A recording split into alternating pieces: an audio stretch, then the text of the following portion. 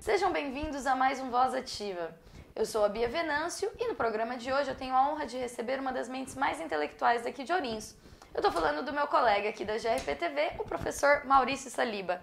Maurício, seja bem-vindo. Acho que hoje é a terceira vez que eu te entrevisto, né? Nesse programa o primeiro, mas os outros duas sim, vezes. Duas lá pelo Há Controvérsias, que você assumiu agora, que tá divino também. Obrigado. E agora aqui pelo Voz Ativa. E acho que já que a gente está nesse meio desse assunto de TV, como que foi, Maurício, para você começar a apresentar um programa aqui para a GRPTV? Foi no susto, Bia, assim.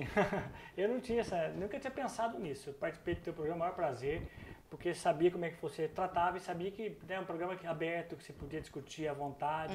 Então, das vezes que você me convidou, eu gostei muito, participei, achei interessantíssimo.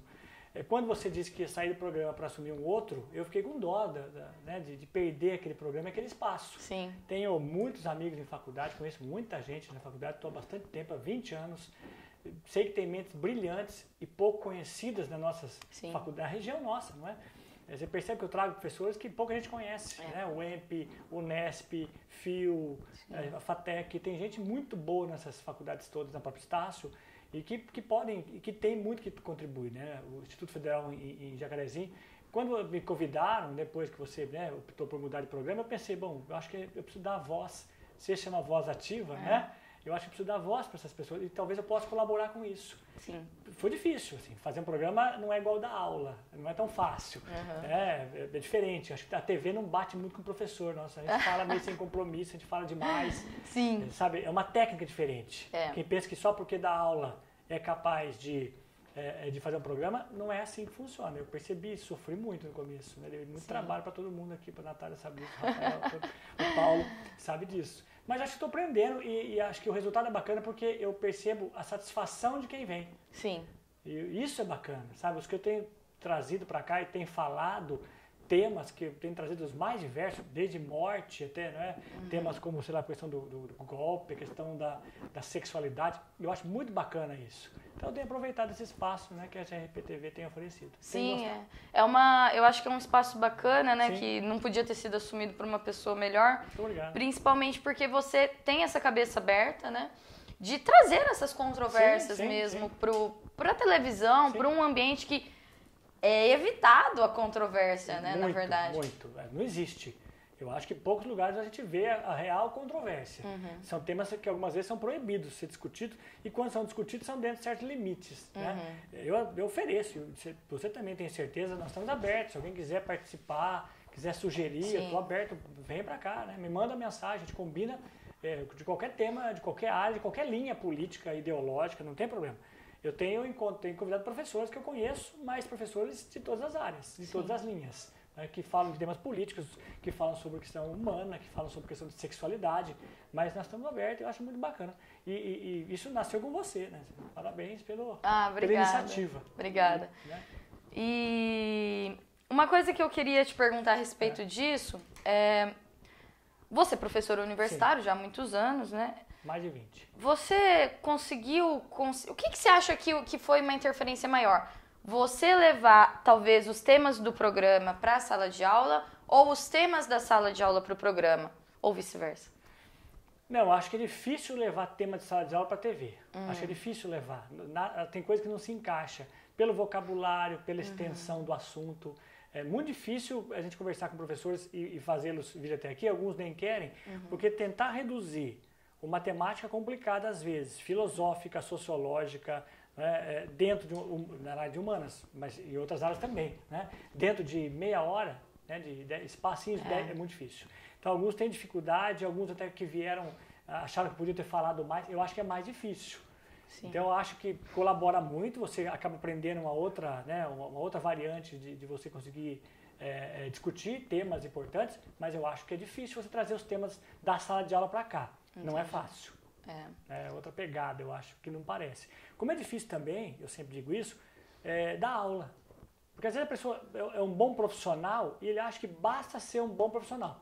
Eu vejo, você pegar todas as áreas, contábeis, medicina, enfermagem, sei lá, direito, e aí eles não tiveram licenciatura, não foram treinados didaticamente para dar aula. Exatamente. Não sabe o que funciona e não funciona. E às vezes basta ele gostar da aula. Não, eu dou aula porque eu gosto. Eu dou aula porque, na verdade, eu sou bom profissional. Então o cara é um ótimo profissional na medicina, é um ótimo dentista e ele acha que basta para a sala de aula. Exato. Se não tiver um método, ele vai ser um ótimo professor que vai espantar aluno muitas vezes. Sim. Né? Porque avaliar não é uma coisa simplesmente você aplicar uma prova. Né? Nós examinamos ainda aluno, a maioria dos professores examina aluno, que é uma coisa do século XVI. Sim. Avaliar tem outros componentes e muitas vezes isso causa traumas em alunos, causa trauma no próprio professor, né? Desistência, fracasso escolar, sofrimento. Quanto sofrimento temos por conta da questão didática? Eu tenho pensado muito ultimamente sobre isso, trabalho um pouco sobre isso, né? Meu mestrado, doutorado é em ensino-aprendizagem, então é uma coisa que me angustia. Eu sempre discuto temas e questões que me afligem. Sim. Isso me motiva. Eu estou na TV aqui, eu trago temas que me afligem. Sim. Você pode perceber. Que às vezes podem te mudar de alguma forma. Exatamente. Né? E que eu acho que vale a pena ser discutido. Tem coisas que eu às vezes não convido, tem professores que sim, são temas importantes, mas são coisas que não me afligem. Então, acho que você passa por isso também, né? Sim, sim. Alguns... A gente, às vezes, não tem aquela dinâmica que, por exemplo, como foi comigo, com você, sim. Por exemplo, a entrevista com o Dr. Antônio, que foi fantástica também. Sim. Alguns entrevistados, parece que o assunto flui e que o tema é extremamente importante para aquele momento, sim. né? Outros nem tanto, mas também tem a sua importância e que também é bacana. Porque de repente você tá do outro lado, tem alguém que se interessa. Exato. Você nunca sabe, né? O bacana da TV é isso, né? Atinge um público, né? Chega a um público que você não imagina quem seja. Na sala de aula você percebe o resultado. Aqui você está olhando por uma câmerazinha, você não sabe se está indo bem, se as pessoas estão gostando, se alguém sentado está falando para 10 ou para ninguém. Só tem que ver a cara de brava da produtora e atrás. Exatamente, e corta, chega, né? Mas é bacana, eu tenho gostado muito e acho que é um espaço importante que o Ourinhos tem. É bacana, né? E eu queria aproveitar que você falou do seu mestrado e doutorado, né? E eu lembro que nós estávamos conversando antes de começar a gravação sobre... eu perguntei sua profissão, né? Professor universitário. Ele falou, quando eu trabalhava, era outra coisa. Agora, professor universitário. Existe essa questão da desvalorização do professor que é tenebrosa, né, Maurício? Sim. E eu posso perceber agora, assim, principalmente com essa greve dos caminhoneiros, que na verdade, para mim, é um lockout. É um lockout. E que de acordo até com a justiça já está sendo investigado, né? Como o povo valoriza mais um aspecto material, que foi a falta de gasolina, combustível, e né, tudo que vem por causa deles, do que o aspecto que, no caso, é o conhecimento, né? Quantos alunos, pais de alunos não tiveram seus filhos ficando em casa e tal, às vezes por causa de greves de professores.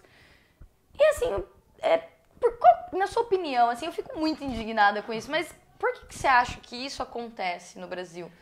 Bom, Bia, assim, eu acho que tem bastante resposta para isso, mas uma delas é até uma expressão que eu usei aqui antes de começar o programa, que você estava me fazendo umas perguntas, que é assim, alguns alunos falam, isso alguns, mas é uma coisa rotineira, e perguntam, professor, além de dar aula, você trabalha?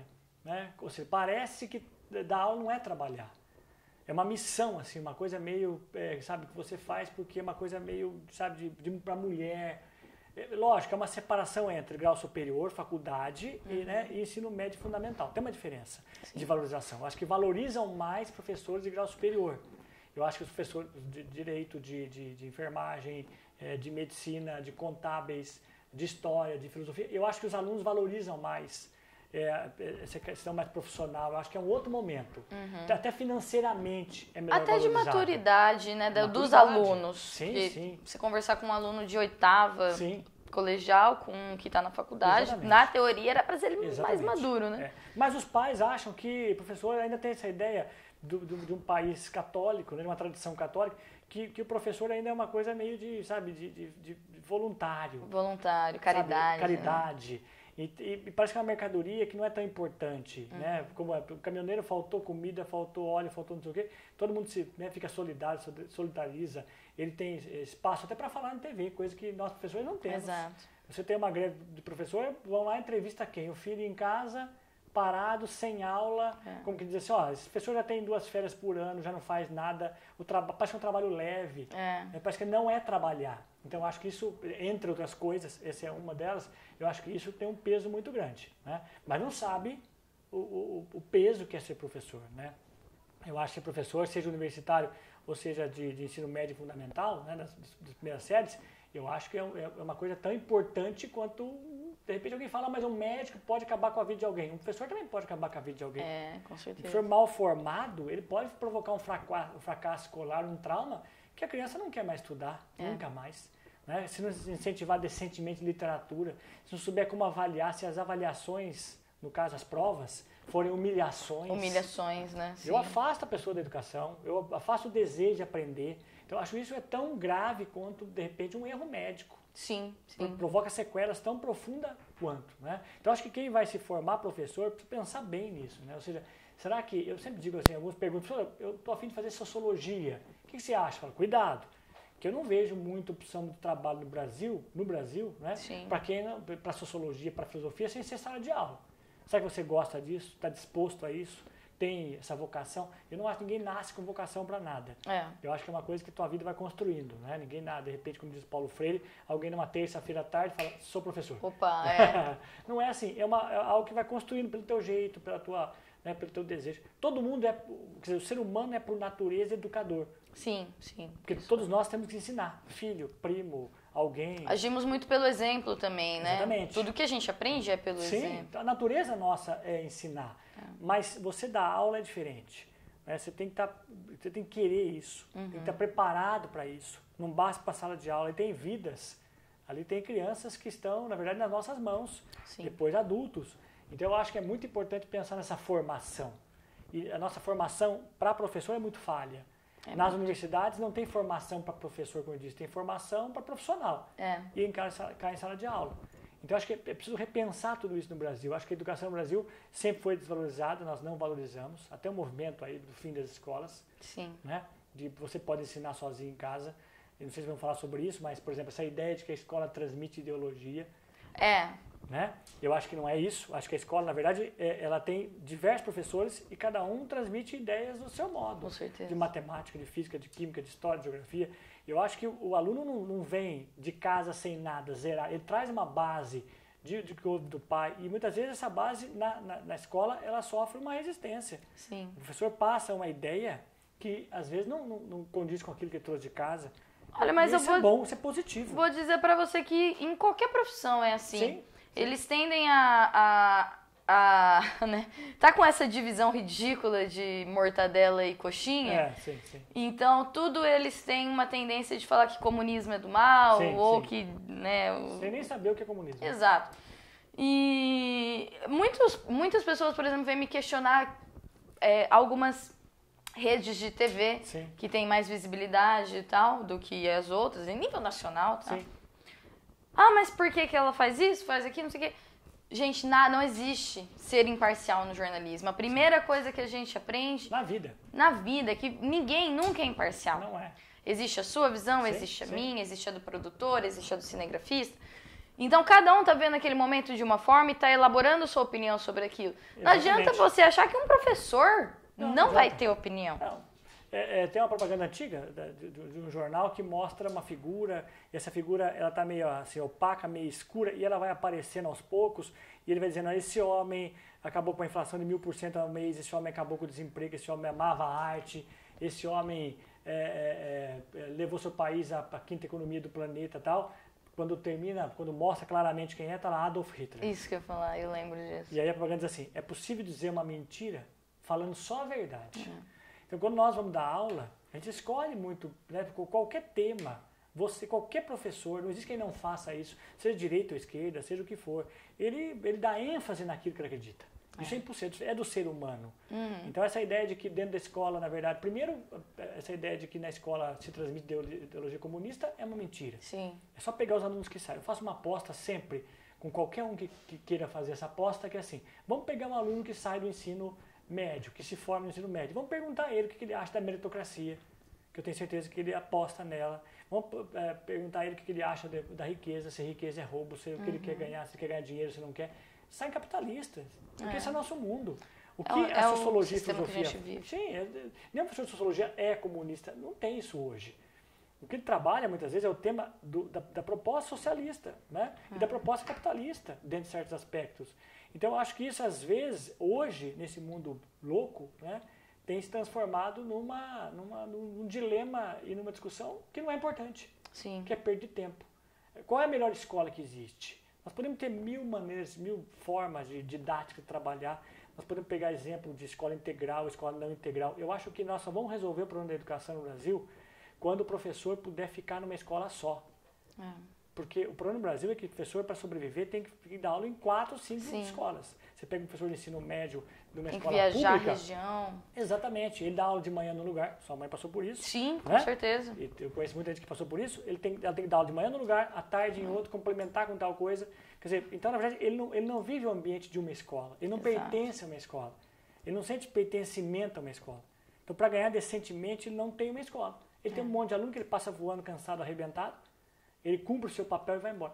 Mas as escolas que funcionam no mundo são escolas onde o professor dá aula só naquela escola e ganha o suficiente para viver decentemente só daquela escola. Exato. Ele conhece o aluno, ele está lá de manhã à tarde, ele pode, na verdade, ajudar os alunos à tarde a pesquisa, ele pode ajudar os alunos a tirar algumas dúvidas, ele tem projeto na escola, ele conhece os alunos, conhece os pais, conhece o ambiente escolar. Existe toda uma didática, porque o professor, ele se conecta de verdade com aquela instituição, né? Sim, sim. Aqui a gente não quer fazer uma escola onde tem a escola integral, né? Mas o professor não ganha o suficiente para estar só ali. Para poucas escolas. Os pais estão sedentos para que tenha para depositar seus filhos para poder trabalhar, né? Não é nem uma questão de realmente, será que a escola funciona? Nós não valorizamos o professor mais. Você pode observar que uma mãe, quando vai colocar seu filho pequeno na escola, ele vai lá e olha o banheiro, ela olha o pátio, a cantina, mas não pergunta assim, quem dá aula? Então, de repente, se o banheiro é bom, se a cantina é boa, se a escola é bonita, se tem... meu filho não toma chuva, descer do carro, olha a brinquedoteca, olha... E o professor? Não interessa. E a própria escola fala, não, nosso material é tão bom, qualquer um dá aula. Né? Um pouco do nosso fracasso escolar é isso no Brasil.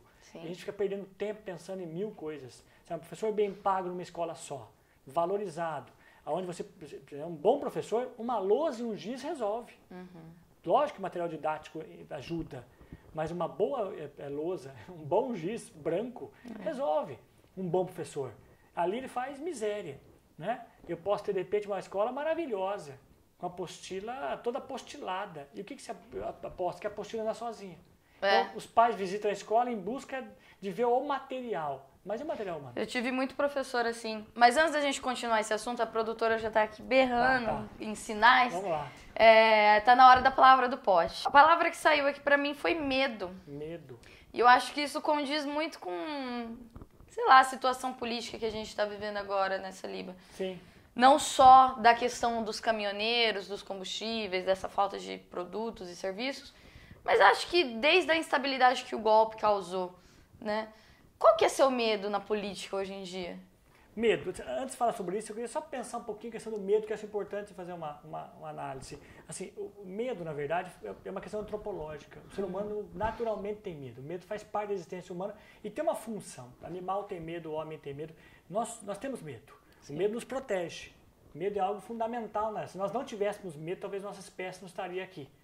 Agora, o medo ele pode ser de 2 formas. Ele pode ser uma coisa paralisante. Você está aqui hoje apresentando esse programa porque você tem coragem. Você venceu o medo. Né? Quantos talvez não estejam vendo e falando, nossa, que coragem.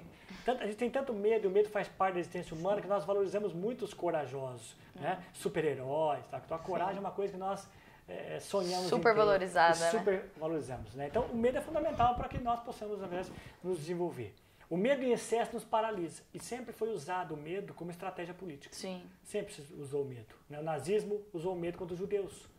A reeleição, quando foi aprovada no Brasil, o medo contra a hiperinflação. Sim. O golpe militar em 64, o medo contra o comunismo.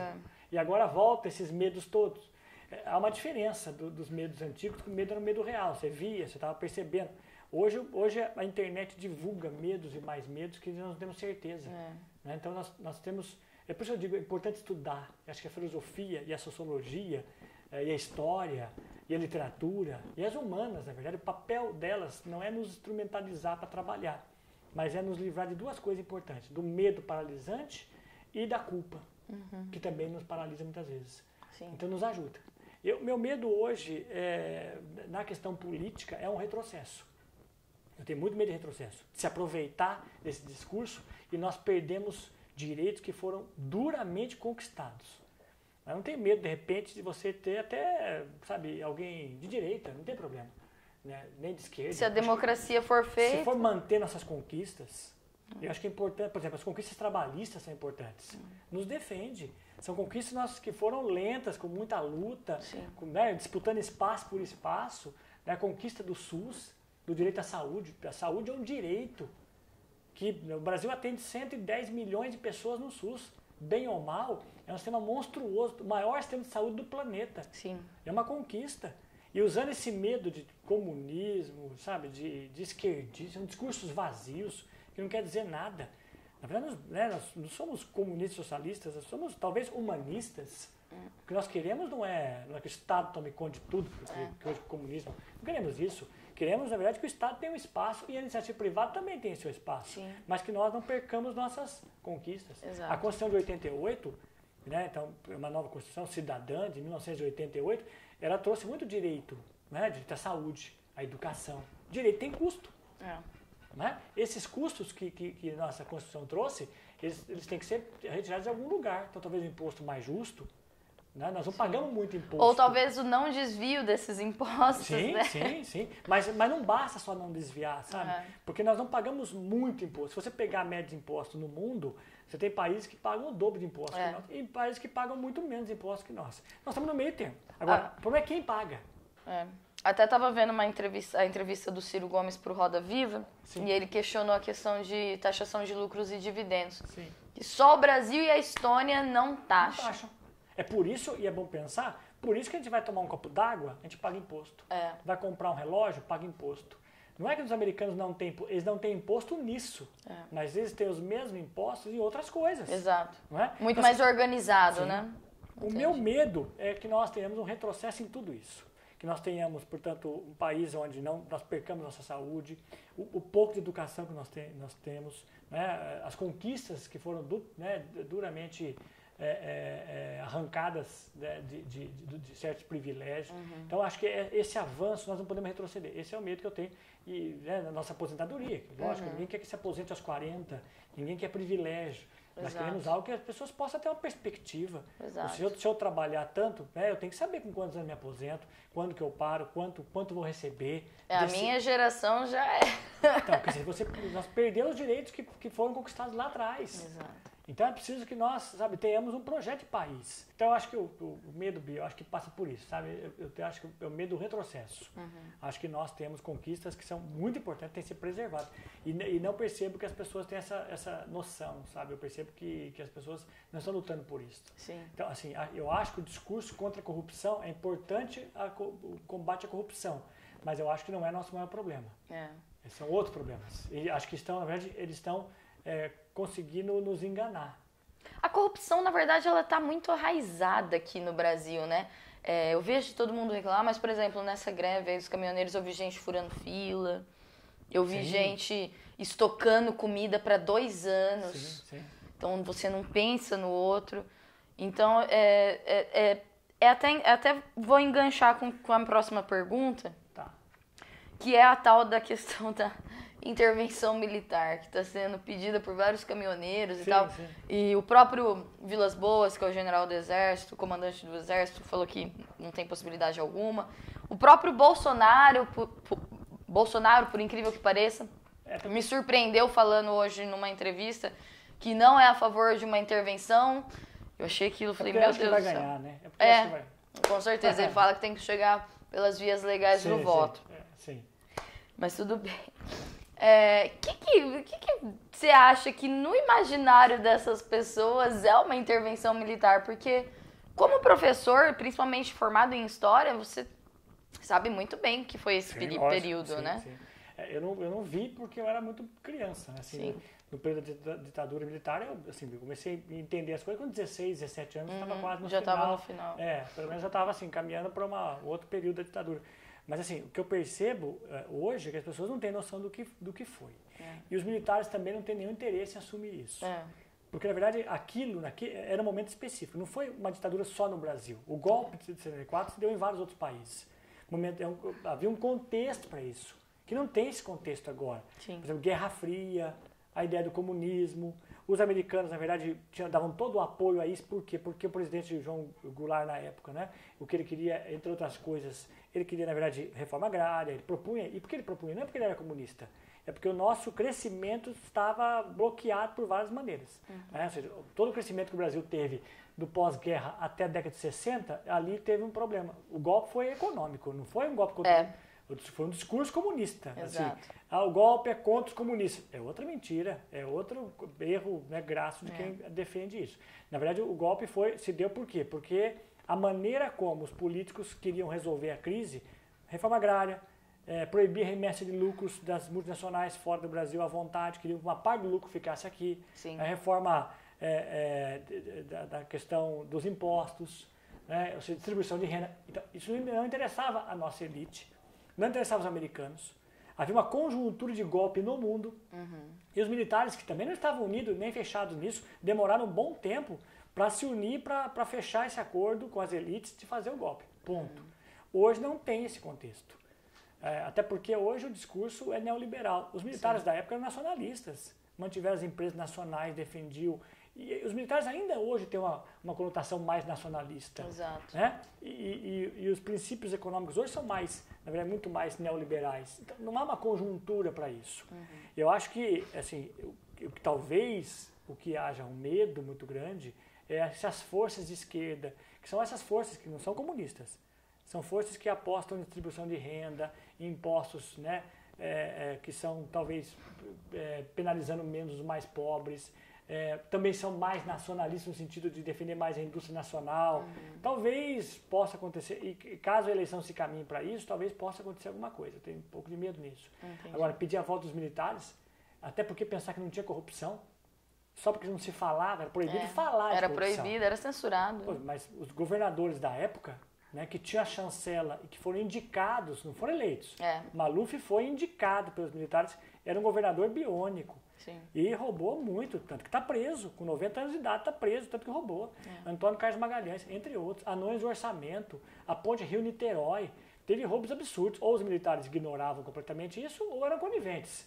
Então, ou é ignorantes, ou é ignorante. Se é ignorante, não pode governar aqui, não consegue ter controle. Quer dizer, então cairíamos no mesmo problema. Então não tem por que pedir isso. É uma falácia, né? Uma falácia. Além do que, seria um retorno. Sabe, a democracia também foi uma conquista. Sim. Vamos votar. E é muito jovem ainda a nossa democracia, jovem, né? com várias interrupções, né? Então, nós precisamos votar, precisamos escolher o candidato. Ou seja, tem vários candidatos, né? E vários candidatos honestos também, é bom que se diga isso. Não são, essa ideia que todo mundo é ladrão interessa muita gente. Pôr fogo no circo para poder, não é? Sim. Ganhar mais. E com isso favorece alguns grupos. Então é preciso repensar. Eu acho um completo absurdo, assim. Eu acho que nem os militares querem isso, ninguém quer isso, a não ser, sabe, meia dúzia de pessoas que estão gritando na rua aí, pedindo coisas. Como disse o general Vilas Boas na entrevista dele, meia dúzia de amalucados. Sim, amalucados. Bom, Saliba, nossa entrevista está chegando ao fim. Pena. Para variar, o tempo passou muito rápido. Sim, eu sei que sempre é uma honra conversar com você, aprender um pouco mais com você. E eu sempre gosto de fazer uma pergunta final que sempre está relacionada ao tema, que na verdade é o meu entrevistado, né? E para você, Saliba, o que é ser professor? Bom, eu sou suspeito para falar porque, né, há mais de 20 anos vivo disso, é o que me sustenta economicamente, né? Eu acho que é uma carreira maravilhosa. E tem muita coisa para falar de ser professor, sabe? Ser professor, assim, a primeira coisa é você acreditar no ser humano. Se você não acreditar no ser humano, você não pode ser professor, sabe? Você tem que ser otimista com a humanidade. Todos falam que na escola as pessoas, ninguém quer nada com nada, eu acho que a maioria quer. Você tem que achar um meio de atingi-los, chegar até eles. Eu acho que é um lugar que você não tem chefe. Fechou a porta, a sala é tua. Sabe? É uma vida assim, onde você pode, na verdade, você tem um trabalho que está nas tuas mãos, como é que eu vou dizer assim, um trabalho que faz sentido. Né? Então eu acho que o que nós humanos mais queremos é autoestima, é reconhecimento. E eu acho que quando você consegue, se você é professor, você se prepara para isso, você estuda, prepara a sua aula, você estuda que você vai trabalhar, você tem confiança que você trabalha, você sabe que está tendo resultado, né, no seu trabalho, você tem, a tua autoestima aumenta, você ser chamado de professor é muito bacana, né? Ser reconhecido como professor é muito bacana. Eu acho que eu não sei, se eu, né, não faria outra coisa talvez, não me vejo em outras coisas. Então, eu acho que é uma coisa que vale a pena, eu vou fazer até morrer, viu, Bia? Não vai ter jeito. Que bacana, maravilhoso. Tenho certeza que todo mundo vai ganhar com isso. Então, Obrigado. Saliba, muito obrigada. Eu agradeço. Espero que a gente consiga continuar esse papo, porque eu coloquei aqui tanta coisa que Então, não deu nem tempo. Eu queria responder várias coisas que eu estou vendo aqui. Metade ficou sem riscar aqui. Sim. Mas é isso. Tá. Espero que seu programa continue Obrigado. trazendo muita perspectiva para todo mundo, né? Conhecimento e libertação, principalmente, Sim, né? é. Se Autonomia. livrar das controvérsias. Exatamente. E parabéns, viu, pelo programa. Obrigada. Você é tão eclética, né? Sai do programa, pega outro, sabe? Parabéns, eu acho que esse programa é muito bacana. Você conversa com todas as pessoas, né? Todo mundo tem algo a falar. Isso que é bacana, né? Todo mundo tem uma voz ativa, Todo né? mundo tem uma voz ativa. Então é isso, gente. Saliba aqui hoje. Espero que vocês tenham gostado. Na semana que vem tem mais. E é isso. Um beijo. Tchau, tchau.